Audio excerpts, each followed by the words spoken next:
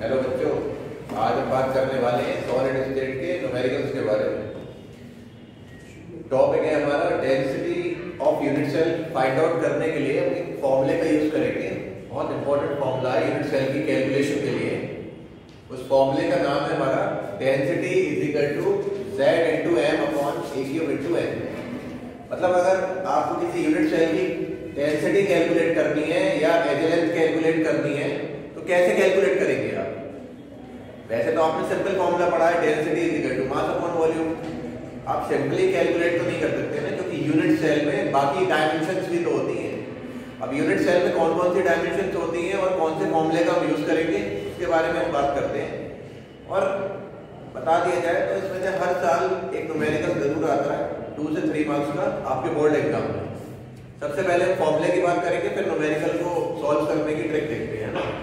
सबसे पहले आपका जो डेंसिटी का फॉर्मूला होता है वो मास अपॉन वॉल्यूम होता है।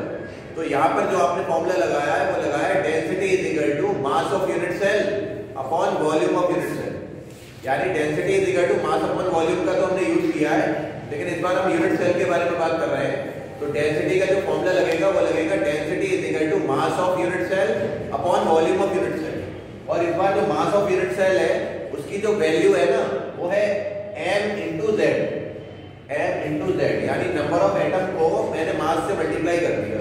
यानी मास ऑफ यूनिट सेल की वैल्यू किसके इक्वल रखी गई है? m इंटू जेड के इक्वल रखी गई है। ठीक है, तो डेंसिटी का जो आपका फॉर्मूला आएगा वो मास अपॉन वॉल्यूम तो आएगा, लेकिन mass of unit cell upon volume of unit cell आएगा। और वॉल्यूम ऑफ यूनिट सेल जो होता है ना, वॉल्यूम ऑफ यूनिट सेल को कैलकुलेट करने के बाद हमारा जो डेंसिटी का फॉर्मूला आएगा वो आएगा Z इंटू एम अपॉन ए क्यूब इंटू एन। इस फॉर्मूले को आप याद कर लीजिए। डेंसिटी को हम रो से भी डिनोट कर सकते हैं, डी से भी कर सकते हैं। डी की जगह आप रखेंगे density of unit cell, Z की जगह आप नंबर ऑफ एटम रखेंगे, जो कि हमने पहले भी कैलकुलेट किया था। अगर आपका सिंपल यूनिट सेल होता है, अगर आपका सिंपल यूनिट सेल होगा तो Z की वैल्यू 1 लग जाएगी। और अगर आपका BCC होगा तो Z की वैल्यू 2 लग जाएगी। अगर FCC होता है, CCP होता है या FCP होता है, FCC का मतलब होता है face centred cubic unit cell और CCP का भी मतलब होगा क्यूबिक क्लोज पैकिंग वाला। तो FCC के लिए Z की वैल्यू 4 लगेगी, CCP के लिए Z की वैल्यू 4 लगेगी। ये नोट कर लीजिएगा, वरना Z की वैल्यू अगर भूल गए तो सॉल्व ही नहीं होगा क्वेश्चन। फॉर्मूला ध्यान रखिएगा, D is equal to Z into M upon A cube into N है। Z का मतलब होता है number of atom per unit cell. अगर सिंपल यूनिट सेल है तो Z की वैल्यू 1 लगेगी। BCC है तो Z की वैल्यू 2 लगेगी। अगर FCC है तो Z की वैल्यू 4 लगेगी। CCP है ना तब भी 4 लगेगी। नोट कर लेना, CCP में 4 लगती है। ठीक है, A का मतलब होता है एज लेंथ। A का मतलब क्या होता है? Edge length. A is the edge length of the unit cell. हम उन density is equal to mass upon volume तो लगा रहे हैं, लेकिन कैलकुलेशन हम यूनिट सेल के अकॉर्डिंग लगाएंगे।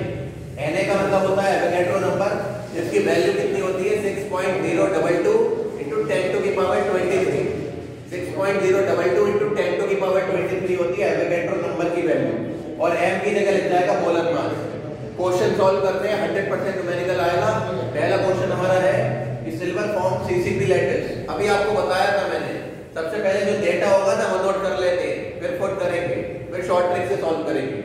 देखिए CCP लैटिस है तो CCP के लिए Z की वैल्यू 4 लगेगी, मैंने आपको बता दिया था। BCC होता तो 2 लग जाती, FCC होता है तो 4 लगेगी। CCP के लिए 4 लग गई। एज लेंथ जो दे रखी है वो दे रखी है 408.6 पिकोमीटर। एक पिकोमीटर में 10 to the power -12 मीटर होते हैं। अगर पिकोमीटर को मीटर में चेंज करना हो तो 10 to the power -12 से मल्टीप्लाई कर दीजिएगा। ये बात लेकिन डेंसिटी पर डिपेंड करती है, आपको डेंसिटी सेंटीमीटर में निकालनी है या मीटर में निकालनी है, क्योंकि डेंसिटी की यूनिट या तो ग्राम पर सेंटीमीटर क्यूब होगी या फिर किलोग्राम पर मीटर क्यूब होगी। तो डेंसिटी को आपकी मर्जी है, आप किसमें चेंज करना चाहते हैं। मीटर में चाहे मीटर में चेंज कर दीजिए, सेंटीमीटर में चाहे तो सेंटीमीटर में कर दीजिए। मैं जो है वो 408.6 into 10 to the power -12 metre ले रहा हूँ। मीटर में चेंज कर दिए, क्योंकि एक पिकोमीटर में 10 to the power -12 मीटर होते हैं। चेंज करने के बाद मास की जगह, एटॉमिक मास की जगह 107.9 लग जाएगा। इतना तो आप समझ गए होंगे। ये सारा डेटा दे रखा है, हमें निकालना क्या है? हमें ये कैलकुलेट करना है कि डेंसिटी कितनी आने वाली है, यानी D की वैल्यू निकालनी है। फॉर्मूला हमारे सामने है और हम लोग वैल्यू पुट करने जा रहे हैं सीधे सीधे। डेंसिटी का हमारा फॉर्मूला होता है Z into M upon A cube into N A. Z की जगह बच्चों क्या लग जाएगा 4, Z की जगह लग जाएगा 4। मोलर मास की जगह इसका मास दे रखा है 107.9। कैलकुलेशन थोड़ी सी टफ है लेकिन इतनी भी टफ नहीं है कि आप सॉल्व ना हो। 3 मार्क्स आपको मिल जाएंगे पेपर में, 100% मिलेंगे। ए क्यूब का मतलब क्या होगा, ए की वैल्यू है 408.6 इंटू 10 टू की पावर -12 की पावर 3। यहाँ ध्यान रखिएगा -12 को जब 3 से मल्टीप्लाई करोगे तो 36 हो जाएगा यहाँ पर। और एवोगैड्रो नंबर की जो पावर है ना, आप उससे माइनस कर दीजिएगा क्योंकि 36 में से 23 जाएंगे ना तो 13 बचेगा। यहाँ पर 36 आ जाएगा, 12 3 जा 36, वो भी माइनस के। और यहाँ पर 23 प्लस का है, आप आसानी से सॉल्व कर लीजिएगा, बहुत इजीली सॉल्व हो जाएगा। 408.6 का क्यूब करना है, मल्टीप्लाई करनी है एवोगैड्रो नंबर से और यहाँ पर 4 से मल्टीप्लाई करेंगे 107.9 की। इजीली सॉल्व करता हूँ, देखिए बहुत जल्दी सॉल्व होगा। मल्टीप्लाई करते हैं तो 4 9 36, कैरी लगे 3 4 31.6 आएगा। मल्टीप्लाई में जाएगा 408.6 की पावर 3 और मल्टीप्लाई में एवोगैड्रो नंबर आएगा 6.022 इंटू 10 टू की पावर पता है 36 आएगा इधर और 23 आएगा इधर, तो 13 बचेगा। इसको पता है, सॉल्व करेंगे आप, बहुत इजीली सॉल्व हो जाएगा। लगभग 10.5 आ जाएगा और 10.5 के साथ में आपकी जो यूनिट आएगी ना 10 टू की पावर जो है वो आपकी यहाँ पर 36 थी माइनस में और यहाँ पर हो गई 23। तो 36 में से अगर आपका 23 जाएगा तो 10 टू की पावर -13 हो जाएगा, जो कि ऊपर जाके प्लस का हो जाएगा। अगर आप इजीली सॉल्व करेंगे तो सॉल्व करने के बाद आपका आंसर लगभग 10.5 के अप्रोक्सीमेशन में आ जाएगा। ठीक है, इसको सॉल्व करिएगा और फिर आगे कंटिन्यू करते हैं सेकंड क्वेश्चन की तरफ। अभी कैलकुलेट करते हैं इसको। 10.5 आएगा और डेंसिटी की यूनिट आपको पता होगी।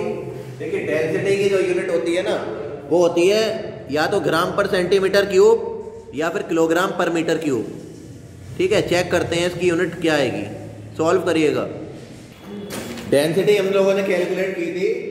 देखिए डेंसिटी यहाँ पर हमने यूनिट मीटर लगाई है, तो डेंसिटी की जो आंसर आएगा वो किलोग्राम पर मीटर क्यूब में आएगा। इसको सॉल्व कीजिएगा, आपका आंसर जो आएगा ना वो 10.5 इंटू 10 टू की पावर 3 किलोग्राम पर मीटर क्यूब आएगा। अगर आप ग्राम में चाहते हैं आंसर तो 10.5 हो जाएगा। किलोग्राम में लिखते हो कोई दिक्कत नहीं है क्योंकि क्वेश्चन में मेंशन नहीं है कि आपको किस में निकालना है। डेंसिटी को कैलकुलेट करने की, तो हमने कैलकुलेट कर दी। देखिए सेकंड क्वेश्चन की तरफ आगे चलते हैं, इसको आराम से नोट कर लीजिएगा, मैं काफी स्पेस दे रहा हूँ। क्वेश्चन नंबर 2 में आप देख रहे हैं कि एक एलिमेंट है जिसका मोलर मास दे रखा है कितना।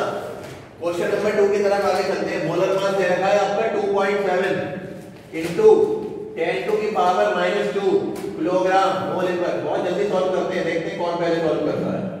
किलोग्राम पर मोल इनवर्स। देखिए क्यूबिक यूनिट सेल बता रहा है, ये नहीं पता कौन सा यूनिट सेल है, हमें यही नहीं पता कौन सा यूनिट सेल है, तो Z की वैल्यू ही कैलकुलेट कर लेते हैं हम लोग। एच की वैल्यू दे रखी है 405 पिकोमीटर। बच्चे कह रहे हैं सर कंफ्यूजन हो रही है कि पिकोमीटर को मीटर में बदले या सेंटीमीटर में बदले। कंफ्यूजन होने की जरूरत नहीं है, आप डेंसिटी की यूनिट चेक कर लो। देखिए डेंसिटी की यूनिट यहाँ पर लिखी हुई है किलोग्राम पर मीटर क्यूब, तो माइंड में सेव कर लो जब किलोग्राम पर मीटर क्यूब है तो यहाँ पर हमें मीटर में जरूरत पड़ेगी। यहाँ पर अगर सेंटीमीटर होता तो सेंटीमीटर में बदल देते, तो किलोग्राम पर मीटर क्यूब है तो इसे आप मीटर में बदलेंगे तो 405 इंटू 10 टू की पावर -12 मीटर हो जाएगा। इतनी बात समझ में आई ना। एचएलएस को चेंज कर दिया पिकोमीटर से मीटर में। डेंसिटी की वैल्यू जल्दी से लिखते हैं 2.7 इंटू 10 टू की पावर 3 किलोग्राम पर मीटर क्यूब। ये सारी वैल्यू दे रखी है। देखिए पहला वाला न्यूमेरिकल आपने सॉल्व कर लिया होगा, नहीं किया है तो स्क्रीनशॉट ले लीजिए। सेकंड न्यूमेरिकल को सॉल्व करने की कोशिश कर रहे हैं हम लोग। ठीक है, फॉर्मूला तो हमारे पास वही है बच्चों। कौन सा फॉर्मूला लगेगा? डेंसिटी का फॉर्मूला लगेगा। ठीक है, डेंसिटी का फॉर्मूला कौन सा होता है? मास अपॉन वॉल्यूम वाला नहीं लगाएंगे क्योंकि इसमें यूनिट सेल के डायमेंशन भी तो इंक्लूडेड है ना। तो डेंसिटी का फॉर्मूला बच्चों क्या लगेगा? Z into M upon A cube into N A. देखिए डेंसिटी की जगह क्या लगेगा? 2.7 इंटू 10 टू की पावर 3। Z की जगह कैलकुलेट करना है। मोलर मास दे रखा है, नहीं दे रखा है? अरे मोलर मास कुछ दे रखा है नहीं दे रखा है? दे तो रखा है। बच्चे कह रहे हैं 2.7 into 10 to the power -2 दे रखा है। a क्यूब की वैल्यू कितनी लगेगी? 405 into 10 to the power -12 की पावर 3। -12 की पावर 3 कितनी हो जाएगी? 36। एवोगाड्रो नंबर तो याद हो गया होगा आपको, 6.022 into 10 to the power 23। ये सारी वैल्यूज देख रहे हैं आप, 2.7 से मैं 2.7 कैंसिल कर दिया, इजीली कैलकुलेट हो जाएगा। z की वैल्यू क्या हो जाएगी बच्चों? 405 का क्यूब। फिर से यहाँ पर देखिए 12 3 जा 36, 36 में से 23 जाएंगे तो -13 बचेगा, इनटू 10 टू की पावर -13 हो जाएगा, इनटू एवोगाड्रो नंबर यानी 6.022 और डिवाइडेड बाय क्या हो जाएगा? डिवाइडेड बाय क्या हो जाएगा? डिवाइडेड बाय हो जाएगा 10 टू की पावर -2 और मल्टीप्लाई में जाएगा 10 टू की पावर 3। ये इसकी मल्टीप्लाई इसके साथ हो रही है ना, तो 10 टू की पावर -2 जब ऊपर जाएंगे तो प्लस के 2 हो जाएंगे, तो 10 टू की पावर -2 जब ऊपर जाएंगे तो 3 और 2 हो जाएंगे 5 और 5 13 में से 5 जाएंगे, कितना बचेगा? 8। z का कैलकुलेट करते हैं बच्चों। देखिए z को अगर आप कैलकुलेट करेंगे तो आपका जो आंसर आएगा वो लगभग 3.99 आएगा, जो कि अप्रोक्सीमेटली इक्वल हो जाएगा किसके? अप्रोक्सीमेटली इक्वल किसके हो जाएगा? 4 के। अगर 4 आंसर आ रहा है तो ये या तो FCC होगा, FCC हो सकता है, z की वैल्यू 4 आ रही है ना, तो आपसे पूछा जाए z की वैल्यू कितनी होगी, तो z की वैल्यू होगी 4। ठीक है, तो कैलकुलेट करिएगा, सॉल्व कीजिएगा, देखिएगा कितना आंसर आता है। ठीक है, आराम से नोट कर लीजिए, कोई जल्दी नहीं है ना। 2.7 से 2.7 कैंसिल है, क्रॉस मल्टीप्लाई की है, डिवाइड में ले जाएंगे 10 टू की पावर -2 को, फिर ऊपर ले जाएंगे तो 10 टू की पावर -2 ऊपर हो जाएगा 5 और 13 में से 5 जाएंगे तो आएगा 8। कैलकुलेट करिएगा। अगला क्वेश्चन देखते हैं, थर्ड क्वेश्चन है ना, इसे जल्दी से नोट कर लीजिएगा, बहुत आराम से। मेरे हिसाब से आप सॉल्व करना सीख जाएंगे, 5 मिनट में सॉलिड स्टेट का न्यूमेरिकल सॉल्व करना सीख लिया आपने। एक और क्वेश्चन करते हैं और पक्का हो जाएगा। देखिए कॉपर क्रिस्टलाइज हो रहा है FCC लैटिस में। देखिए FCC लैटिस में कॉपर क्रिस्टलाइज हो रहा है, कॉपर क्रिस्टलाइज होता है FCC लैटिस में। FCC में z की वैल्यू मैंने आपको बताई थी 4 होता है। अरे इस बार तो एजलेस सेंटीमीटर में दे रखी है, कितनी अच्छी बात है, चेंज ही नहीं करनी है लोगों को। ठीक है, डेंसिटी को प्रूफ करना है, हमें ये प्रूफ करना है कि डेंसिटी हमारी इतनी ही आएगी। कॉपर का मास आपको याद हो तो ठीक है, नहीं याद तो पेपर में दे रखा होगा, 63.5 होता है ग्राम मोल पर। फॉर्मूला कौन सा लगेगा? फॉर्मूला तो याद होगा बच्चों, n/a³ Na। डेंसिटी की जगह क्या लगाएंगे आप? डेंसिटी तो बच्चों कैलकुलेट करनी है, तो ये हमें प्रूफ करना। z की जगह 4 लगा दिया, मोलर मास की जगह 63.5 लगा दिया, a³ की जगह 3.61 into 10 to the power -8 का क्यूब लगा दिया और एवोगाड्रो नंबर की जगह 6.022 into 10 to the power 23 लगा दिया। FCC था तो z की वैल्यू 4 हो गई, HLN की वैल्यू हमारी 3.61 into 10 to the power -8 हो गई और डेंसिटी की वैल्यू हमें कैलकुलेट करनी है, इतनी एग्रीमेंट करना है और मोलर मास की जगह 63.5 हो जाएगा, है ना। ये सारी वैल्यूज पुट करने के बाद आप देखेंगे यहां पर मल्टीप्लाई करिएगा, 5 4 जा 20, 5 4 जा 20 कैरी लगे 2, 4 3 जा 12, 4 है ना, 4 3 जा 12, 254 अपॉन 3.61 की पावर फिर से 3 हो जाएगी। इस बार देखिए 8 3 जा 24 और 23, 10 टू की पावर केवल -1 बचेगा, इनटू एवोगाड्रो नंबर कर दीजिएगा और आंसर आपका आ जाएगा। और आंसर आपका z की वैल्यू जब आप पुट कर देंगे ना यहाँ पर, तो z की वैल्यू पुट करने के बाद और m की वैल्यू पुट करने के बाद आपका जो आंसर आएगा वो अप्रोक्सीमेटली 8.95 ग्राम पर सेंटीमीटर क्यूब आएगा। चेक करिएगा आंसर को, कभी नोट करिएगा। ठीक है, thank you very much. Next video में फिर मिलेंगे हम लोग अगले न्यूमेरिकल्स के साथ।